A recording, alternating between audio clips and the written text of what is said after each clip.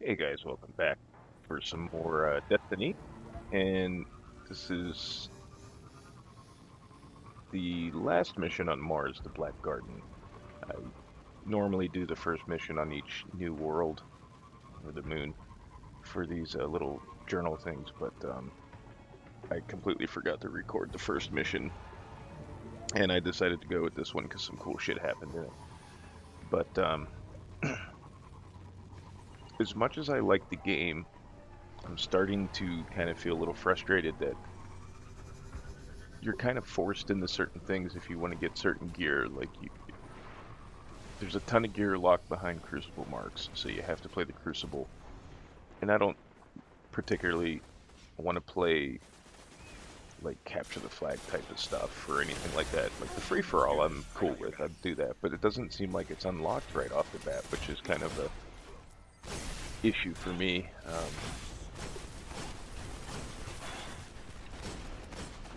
I did some strikes; those were fun. Um,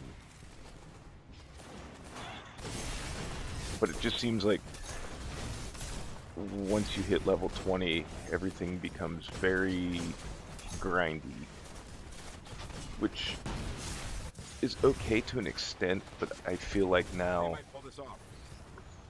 there's a serious flaw in your design if your further leveling is done by pure blind luck and RNG. Uh, it's not detracting from the experience for me enough to make me not want to play the game or not like the game, but it does kind of irk me a little bit, um, for lack of a better term. But you know, we'll see what happens.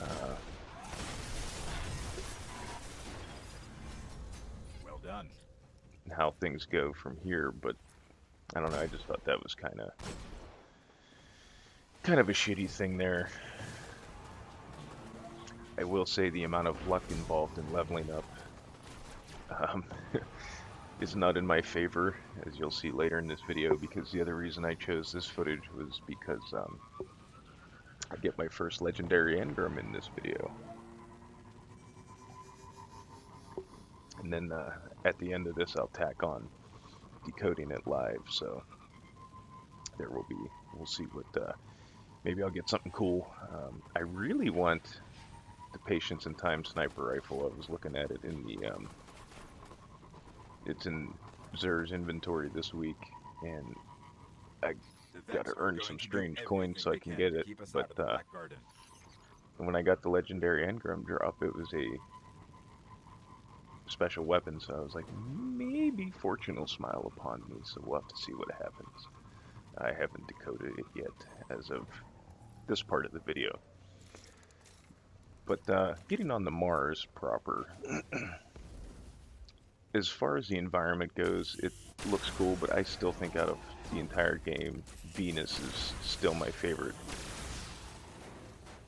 environment as far as how the art style goes and the architecture that they put on the planet and just the general, like the way the vegetation and the water and everything just kind of comes together in the atmosphere in the sky. It's visually very striking. Um, in Mars, I mean, there's not much you can do with Mars. It's a big red dust ball, so I mean, you can't get real super creative with it. But I do like the I Cabal. hope this works. They're probably my favorite enemy out of the four. Like I said, the Hive kind of bugs me because they remind me Where are of we? the Flood. If this is the Black The Garden, Fallen aren't too bad. it's not on I any map of don't mind known fighting space and them. time. The I guess Vex kind we'll of just keep irritate me going. because they fuck with me bad because I get used to aiming for the head and then you Learn gotta aim some for like kind their of torsos. stasis. Plus some of them are kind of fucking annoying. Like the hobgoblins, if you don't one shot them, then they throw up that shield, and the centaurs are kind of, they're minotaur, whatever the fuck. I forget what they're called. But the Cabal I like because you got to put a little bit more thought into it, uh, especially when you get the phalanx. And it seems to me, I watched a couple streamers. It seems like the strategy I use is basically the same strategy everybody else uses, shoot them in the arm so they flail a little bit and then pop their heads. But they can make for a bad day real quick, which I like because there's a little bit. You got to plan a little bit better to fight a group of them than you do the other enemies. Plus, when their heavies come out, they are heavy. They will fuck your day up quick, I found out. So, out of all of them, I would probably say the Cabal is my favorite faction of enemies, followed by the Fallen, then the Vex, and then the Hive. I think with the Vex too, they're kind of predictable in that it's very easy to prioritize them, or at least for me, and I probably do it differently than everybody, but I prioritize taking out the Harpies or they have another name too, first, because they're the ones that seem to have the most mobility. They can get you from pretty much any angle. And then I pop the Goblins just because they're fairly easy, or the Hobgoblins, depending on who's closer to me or who has a better line of sight to get to me and make for a rough day. But I don't know. I guess I don't mind the Vex as much as I might think I do. Probably because I think they're kind of annoying just because I have to like completely change my style and remember to aim for the torso. But their predictability and fairly, I don't want to say they have a set pattern, but it just feels like each encounter with them is very samey. You don't have to put a lot of thought into it like you do with the Cabal. That's just what I'm saying. And that's just how my takeaway from it. Like I said, your mileage may vary or your opinion may differ. One thing that kind of got irritating towards the end of the story missions is it became very predictable. Like as soon as this came up, you knew, or as soon as the little black tendrils came across your screen and you got the little skull up in the top there by your shield icon, you knew like, okay, we're reaching the end of the mission. And I kind of felt like any I think we found the Black Garden's heart. it kind of messed with the flow because then the mission started becoming predictable. Like, oh, I'm gonna have to do a quick like last stand horde thing, and where I might have to have the ghost scan something while he's scanning it. I gotta do a last stand horde type of deal, or maybe there will be a big boss this time. I kind of felt like the last section of each mission just kind of became very samey, very predictable, and almost cookie cutter. And I didn't really like that. It kind of came down to the point where I just kind of blasted through the last few missions on Mars just to get done with them, so I could finish the story missions and open up doing other stuff.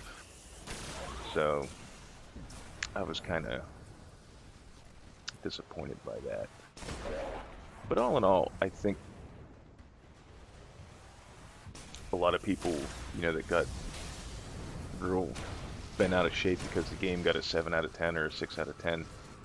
I don't think it deserves a 6, but like a 7 isn't so bad. I would probably say the game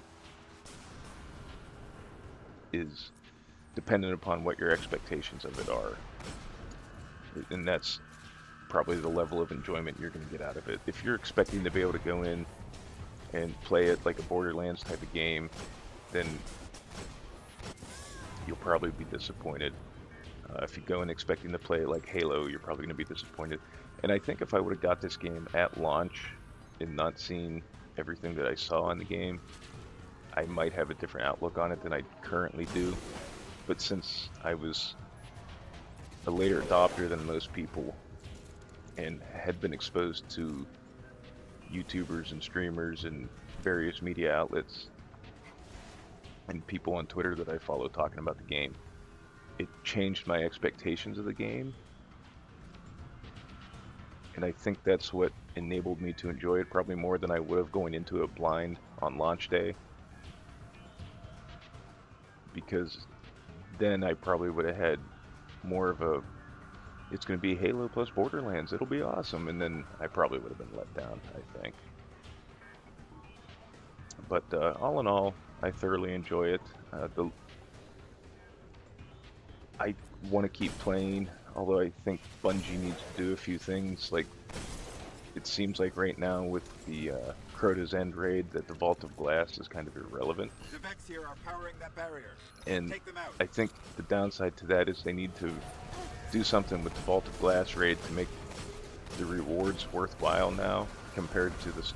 I'm not saying it has to be even keeled with Crota's End DLC or raid gear, but they maybe need to do something with it to make it more appealing for people to do it, because I want to run the Vault of Glass, but it seems like the people I'm coming across or my friends feel like there's no point in running the Vault of Glass. So, you know, you're kind of, there's a lot, you have two raids and everybody only wants to run Crota's End because it's got the gear that's worth it, you know? So I think there needs to be some tweaking there. I know some people have issues with how much of the gear is acquired through doing different multiplayer things, but I don't think that's a legitimate complaint, because Bungie and Activision were pretty upfront with the fact that this game was meant to be online multiplayer, and that that was a big central part of the game. So I kind of feel like that's a bad criticism to level at it. Is it annoying? Yes. Do I want to be forced into Crucible to get some of the gear? No, I don't want to feel like I'm forced into anything. I think they could have maybe found a better way to do it, like exchange Vanguard marks for Crucible marks or whatever, but at the same time, I can see why they made the design decision that they did. It gets you, it's incentive to try the different aspects of the game for what it is. Now, I do have a complaint about the reward system. I did a strike. I had the most kills, the second most assists, and I don't think I didn't die. I got one green piece of gear, and everybody else got some better rewards. And I kind of feel like if that's kind of a kick to the nuts. But, you know, that's the problem when everything's random. And this is a problem that Diablo suffers from to an extent. Not as bad because you don't need specific gear to level up. But the other thing that kind of had me scratching my head, and I would think that Activision, since it's technically the company's Activision Blizzard, I would have thought that Activision would have kind of advised Bungie that, hey, you know, we had and still have to this day this issue with people being pissed off about the lack of trading in Diablo 3. Maybe you should put trading in Destiny, because you can't even trade with people. If you run a raid and you're playing a warlock and you get a hunter piece of gear, you can't even trade it with the warlock or the hunter that was in your group. And I understand they're trying to create an economy, or at least that's what it feels like, but there's no reason you can't trade. I mean, the game, you have to be connected to the internet, and your characters are all saved server side, so it's not like you're not going to have the issues with people editing their saves like you do with Borderlands. But I don't know, and I'm sure it's to cut down on, they'll say it's so people don't do like the equivalent of like the Chinese gold farming that happened with Diablo and stuff like that, but it's still something they could have done, I think. But all in all, you know, I'm still having a pretty overall positive experience with the game. I will continue to update further Let's as hit I the other play. one. There's my legendary It's engram working. A spire is forming. that I was all excited about. So we'll cut to decoding that, and then maybe we'll end this video here. Because I don't know.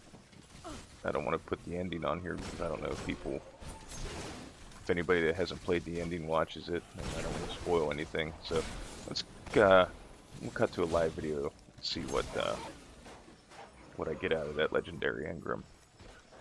Okay, let's see. Let's run up here, see what he. What are you after? Come on, be something good. Let's do the blue one first. Build suspense. All right. What?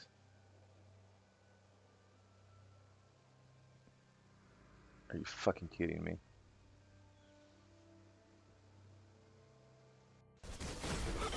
So as you can see, my heart has been broken. Um, I don't even have the words to describe how heartbreaking that moment was for me. Um, yeah, I'm so fucking sick. But oh well, it is what it is. But man, that's a kick to the balls. But at any rate, guys, you know that it's a fun game. Um,